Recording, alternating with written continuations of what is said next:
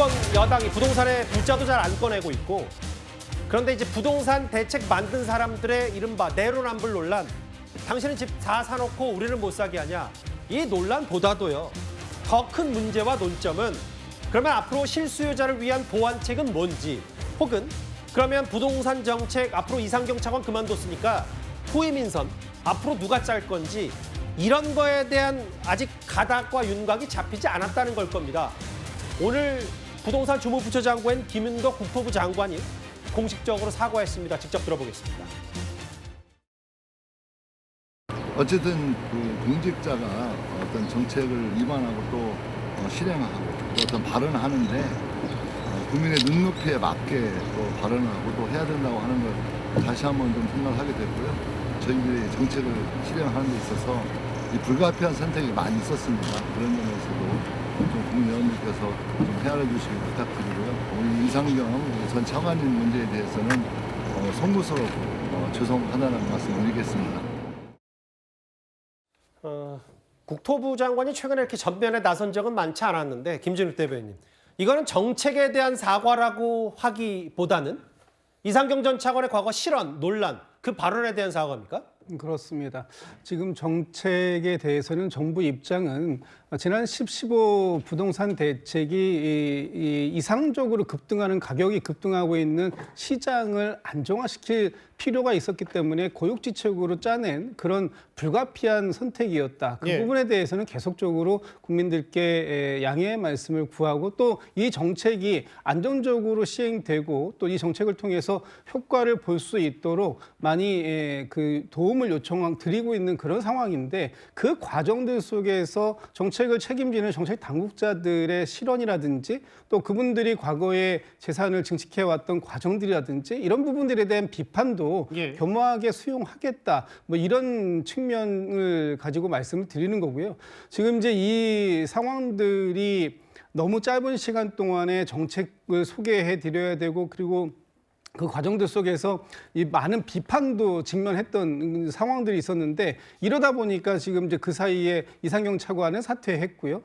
후임 인선도 아직 지금 좀 또 인사를 또 구해야 되는 상황이고, 여러 가지로 난맥상을 보일 수밖에 없는 그런 부분들에 대한 총체적인 사과의 말씀, 유감의 표현을 오늘 김윤덕 장관이 직접 한 것이다라고 보여지고, 어쨌든 지금 중요한 건 이 수요를 당분간 안정화시키는 그런 측면들을 앞으로 공급과 같이 잘 조화롭게 성공적으로 이 부동산 대책을 이끌어 가겠다라는 정부의 진정성을 국민들께서 좀 이해를 해주시는 부분들을 좀 간곡히 호소드려야 될 것 같습니다. 그 너른 이해를 부탁한다라고 했고, 뭐 이 전 차관의 실언 논란에 대해서 장관이 사과했고요. 다음 화면을 보면 어제 저희가 잠깐 짚어봤듯이 대통령실의 홍보수석도 고육주책이다, 이 정책에 대해서 일부 불편을 들어 송구하다. 용산 대통령실도 주무부처 장관도 송구한다는 입장을 냈는데, 이제 문제는 이런 걸 거예요. 다음 화면을 보겠습니다.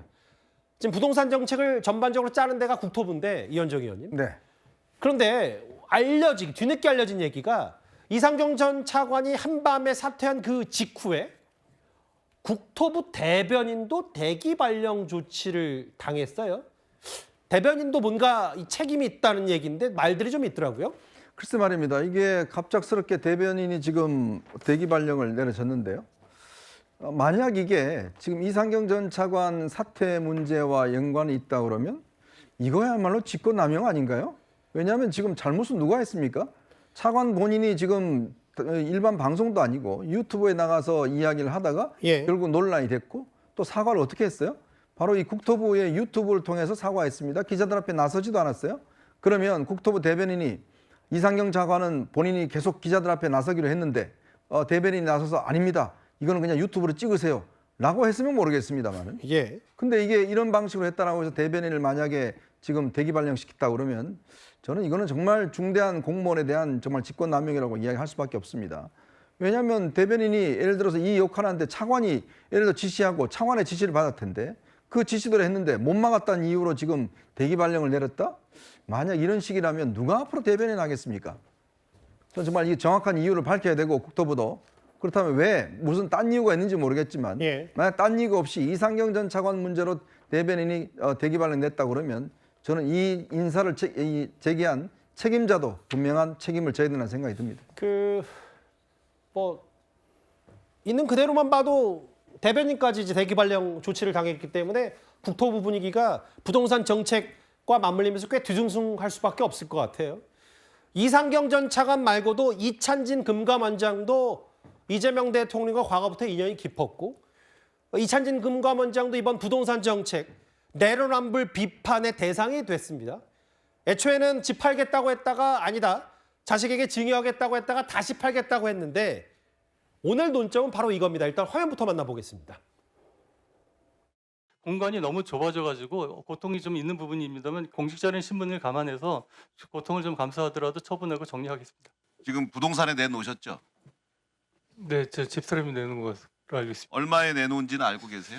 부동산에 그 시가로 해달라 그랬더니 네. 처음에는 20억에 그 부동산을 올렸는데 22억에 내놓으셨죠? 그 지금은 이거 22억으로 바꿨답니다. 중개. 22억 일부러 안 팔리게 하려고 비싸게 내놔갖고 누가 안 사게 그렇게 하려고 했는데 한 줄 알았는데 한 달 만에 4억, 일주일 만에 2억이 오르는 것이 이게 정상적이냐? 주인이 계속 살았던 거 20년 넘게 주인이 살던 집에 백동에 12층 넣고 그냥 20억으로 얘기했다가 나중에는 그러니까 너무 금액이 그러니까 다른 집하고 그냥 같이 정상적으로 올려주세요. 이제 그래서 이제 그렇게 22억으로 올라간 거예요. 이찬진 금감원장이 내놓은 걸로 추정되는 이 강남 아파트. 그런데 실거래가보다 4억 높게, 심지어는 처음 내놨던 가격에서 최근 2억을 더 올렸다, 호가를. 이렇게 추정돼서 여러 말들이 나옵니다. 그 정혁진 변호사님. 야당에서는 일단 여러 압박에 집을 내놓긴 내놨는데 팔 생각이 없으니까 호가 올려놓은 거 아니냐라고 야당에서는 비판하고 있더라고요. 저는 있는 사람이 더한다라는 생각이 들어요. 왜냐하면 이찬진 그 원장이 싹쓸이 수임해가지고 그 건으로만 성공보수 얼마 받았습니까? 392억 받았다고요. 예. 그 돈으로 뭐 했겠습니까? 저런 아파트 샀잖아요. 47평짜리 2채 샀었단 말이에요. 그러니까 그중에 한 채는 47평짜리 아파트를 창고용으로 썼다고 그랬단 말이죠. 예. 그러면 94평에 살다가 이제 내가 47평에 살 생각을 하니까 아유 고통스럽겠다 이런 이야기 아니겠습니까? 이찬진 원장은요. 저 아파트 팔 생각이 없어요. 팔 생각이 없고 굳이 팔더라도 그걸 누구한테 팔고 싶은가? 파는 게 아니라 그냥 증여하고 싶었던 거예요. 그런데 그것도 여의치 않으니까 팔 때 팔더라도 최대한 돈을 받겠다. 그래가지고 호가가 실거래가보다 지금 2억 올랐다가 4억 올랐다가 그런 거 아니겠습니까? 예. 다른 거 볼 필요도 없습니다. 11호 부동산 대책의 효과가 바로 저런 거 아니겠는가? 저게 그 누구보다도 더 명확하게 보여주는 증거 아니겠는가? 예. 전 그런 생각 들고요. 저런 분이 대한민국의 금융감독 원장을 맡고 있는데 강남 집값을 잡겠다라고 기대하는 것 자체가 굉장히 무리다 그런 생각 듭니다. 이찬진 금감원장 쪽의 얘기는 처음에 20억에 매물을 올렸는데 22억으로 공인중개사가 가격을 바꿨다라는 입장이고, 최초 등록가에서 2억을 더 올렸으니까 실거래가가 18억인데 4억을 올려 더 호가로 내놓은 셈이 됐고, 이건 정상적으로 올려달라고 해서 22억으로 올라간 거라고 하는데, 글쎄요, 안 팔리게 하려고 집 내놓을 생각이 없어 4억 올렸다, 이것보다는 아까 정혁진 변호사 말처럼 11호 대책의 파장이 실제로 봐라, 이렇게 호가조차 다 올라가는 거 아니냐, 이런 현상으로 받아들일 수 있는 부분도 있을 것 같아요. 근데 이동학 의원님, 네. 문재인 정부 때 부동산 정책까지 굳이 소환할 필요는 없다고 생각했었다가도 과거에 다음 화면을 좀 볼게요.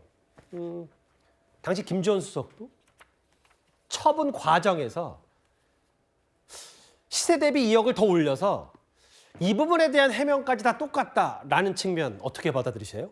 아마 부동산이 개인의 소유가 아니라 가족에 대한, 특히나 같이 살고 있는 부인에 대한 어떤 의견도 굉장히 많이 크게 작용했을 것이라고 보고요. 예. 아마 18억이라고 하는 것은 한 달 전에 팔렸던 시세이기 때문에 실제로는 최근까지 20억에 내놨었고 다시 지금 부동산에 알아보니까 22억까지 이렇게 가격을 받을 수 있다. 아마 그런 이야기들이 오갔기 때문에 이렇게 되는 것인데, 국민들께서 이런 모습들을 보실 때 뭐 실망할 수 있는 포인트라고는 인정을 합니다. 그리고 정부의 어떤 정책이 지금 불가피성을 갖고 이렇게 지금 내놓은 거거든요. 예. 왜냐하면 가계부채 문제나 아니면 자영자들의 부채 문제 이런 것들이 실제로 굉장히 위험 수위에 있었기 때문에 정부로서는 부득불 이렇게 국민들로부터 엄청난 비판을 받을 소지를 감안하고 지금 이런 정책을 내놓은 것인데 예. 고위공직자들의 이렇게 이해할 수 없는 국민들 입장에서는 그런 상황들이 계속 펼쳐지다 보면 정책 자체에 대한 어떤 기대감, 희망 이런 것들이 좀 꺾여나갈 수 있다는 점에서 다소 좀 우려스럽다는 말씀드립니다. 그러니까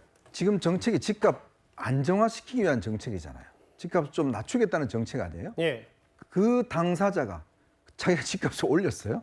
호가가 올라가면 집값이 올라가는 거 아닙니까? 그러니까 이상경 의원은 집값 떨어질 때 사면 된다고 했는데 실제로 그러니까 안 금감위원장은 떨어져요. 시장 논리에 따라서 이건 뭐 시장 논리니까 비판할 수 없는 부분인데 22억에 내놓으라고 해서 내놓았다는 거잖아요. 예. 아니 그게 더 이제 황당하지 않습니까? 아니 금감원장이라는 분 뭡니까? 지금 대출 규제 그 감독하는 분 아니에요? 예.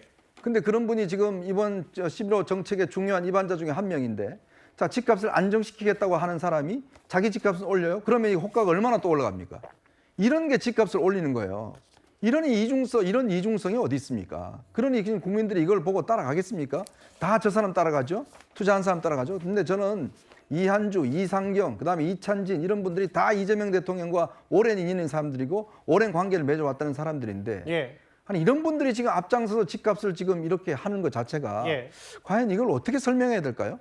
정말 저는 옛날 같으면요 오히려 측근 그룹이라는 사람들이 희생하고 오히려 정권에 도움을 줬는데 지금은 보니까 더 이런 분들이 그냥 자기의 욕망을 다 위해서 더 지금 이렇게 하고 있잖아요. 그러면 이재명 대통령 인사를 도대체 어떻게 하신 건지 그게 더 의문스럽습니다. 그 금감원장 취임사에서 이찬진 원장이 이런 얘기를 했네요.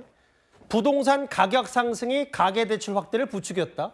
악순환의 고리를 끊겠다라고 얘기를 하긴 했는데 글쎄요, 뭐 집이 팔린 건 아닙니다만 공인중개사 말 들어서 2억 올려서 더 올려놨다. 이게 글쎄 본인의 취임사와 본인의 집을 매물로 내려오는 과정이 일치하는 건 아닌 것 같아서요. 4위였습니다.